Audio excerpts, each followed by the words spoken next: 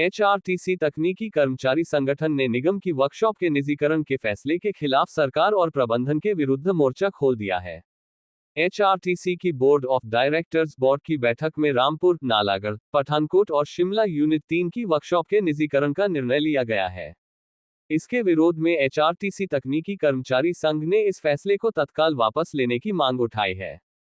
शिमला में आयोजित पत्रकार वार्ता के दौरान एचआरटीसी तकनीकी कर्मचारी संघ के राज्य अध्यक्ष पूर्णचंद ने बताया कि एचआरटीसी में स्वीकृत 2267 पदों के मुकाबले केवल करीब 1100 कर्मचारी ही कार्यरत हैं।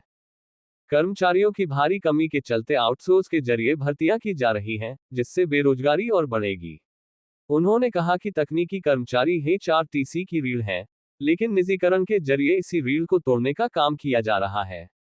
उन्होंने कहा कि इस मामले को लेकर संगठन जल्द ही मुख्यमंत्री और उपमुख्यमंत्री से मुलाकात करेगा।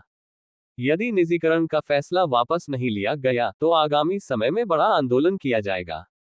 वहीं प्रदेश में एचआरटीसी बसों की दुर्घटनाओं को लेकर पूछे गए सवाल पर पूर्णचंद ने कहा कि निगम के पास अच्छी गुणवत्ता के स्पेयर पार्ट्स उपलब्ध नहीं है और न ही ये समय पर मिल पाते हैं। स्पेयर पार्ट्स की कमी के कारण बसें रास्ते में हॉन्फ जाती हैं, जिससे दुर्घटनाओं का खतरा बढ़ रहा है। पंजाब दस्तक के लिए सुरेंद्र राणा की रिपोर्ट। वक्त निगम प्रबंधन और प्रदेश सरकार इस परिवहन निगम की रीढ़ की हड्डी कहलाई जाने वाली कर्मशालाएं, परिवहन निगम की जो कर्मशालाएं हैं वो रीढ़ की हड्डी है, जिससे पूरी परिवहन निगम खड़ी रहती है और चलती है। परंतु आज उस रीढ़ की हड्डी को जो है तोड़ने का पूरा प्रयास किया गया है, जो 1-2 दिनों में मंत्री महोदय भी और पूरा प्रदेश सरकार भी और हमारा प्रबंधन भी इसमें पूरे मंथन में लगे हुए हैं।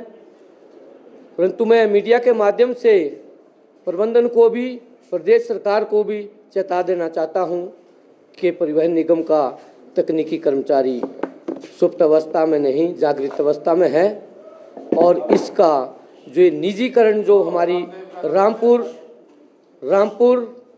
शहर की कर्मशाला को, नालागढ़ की कर्मशाला को, ग्रामीण शिमला को और पठानकोट की कर्मशाला को जो निजीकरण के लिए कर रहे हैं, इसका हम पुरजोर विरोध करते हैं और ये निजीकरण हम बिल्कुल भी सहन नहीं करेंगे, क्योंकि इससे प्रदेश से के लोगों का जो रोजगार है वो बेरोजगारी में टूट जाएंगे।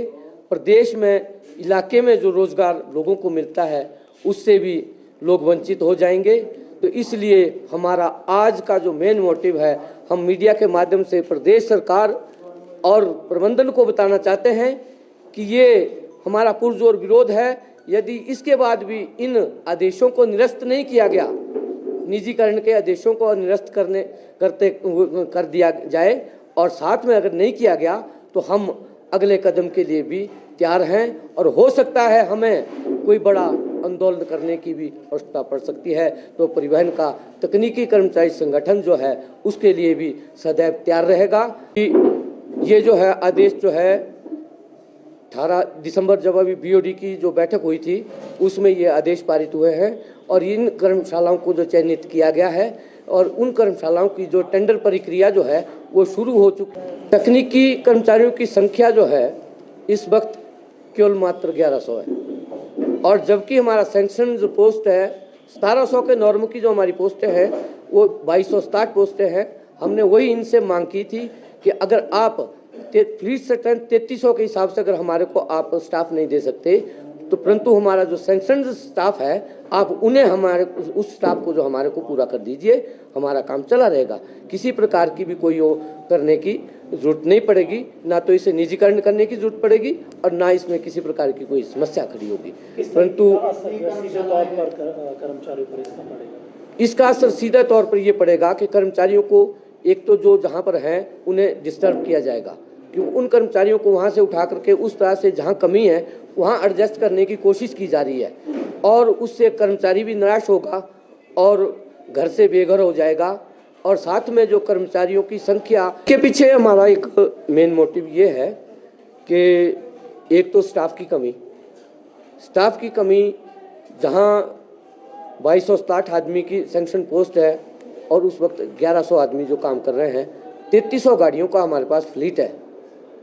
तो उस वजह से जो है कई बार हो सकता है 20 से 25 गाड़ियां जो वर्कशॉप में डे वाइज डे बने हुए हैं, डे के मुताबिक चेक की जाती है, परंतु कमियां रह जाती है। और कल पुर्जों की जो हमें समस्याएं हैं, कल पुर्जों की सबसे बड़ी समस्या रहती है कि कल पुर्जे समय पर नहीं मिल पाते, तो इस वजह से भी ये जो है हाँपने का कारण हो जाता है कई बार गाड़ियों का।